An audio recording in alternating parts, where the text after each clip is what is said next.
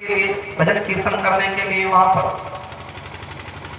तो उस बच्चे के मन में बात आई कि आज भैया को, छोटे भाई को वहां पर घुमा करके लाता हूँ, टहला करके लाता हूँ, थोड़ा सा मन भी बहल जाएगा और माता जी के दर्शन भी हो जाएंगे।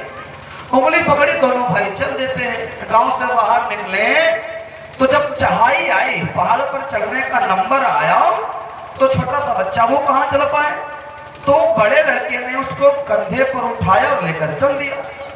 और जब लेकर चल देता है तो पसीने से तरबतर हो जाता है। खूब लंबी चढ़ाई चढ़ने के बाद माता जी के दर्शन हुए। उनके पीछे एक बाबा जी जा रहे थे, बच्चे से कुछ नहीं बोले। जब वहां माता जी के दर्शन करके बच्चा लौटा तो पीछे जो महाराज जी आ रहे थे, कहा सुनो भैया,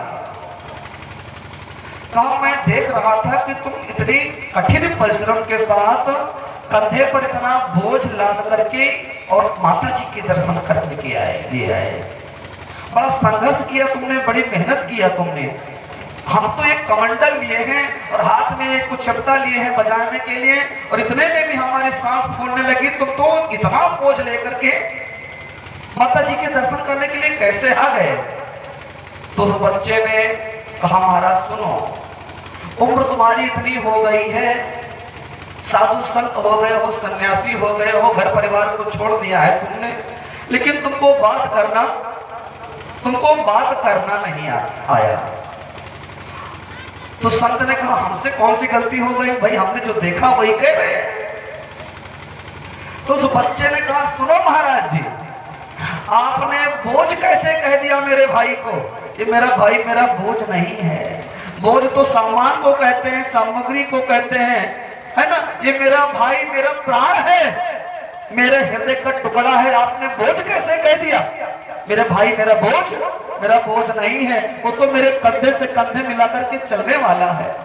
मैं जब कमजोर पड़ जाऊंगा तो मेरा हाथ बटाने वाला है। जब मेरे पिताजी इस दुनिया में नहीं रहेंगे तो मैं एक दूसरे के कंधे पर सिर रख करके रो सकता हूं। वो मेरा भाई है और तुमने बोझ कैसे कह दिया? मेरे भाइयों बहनों, उस महात्मा जी ने हाथ जोड़े और कहा, भैया जीवन में हमने बहुत त्याग तपस्या किया, लेकिन सच्चा ज्ञान आपसे प्राप्त हुआ।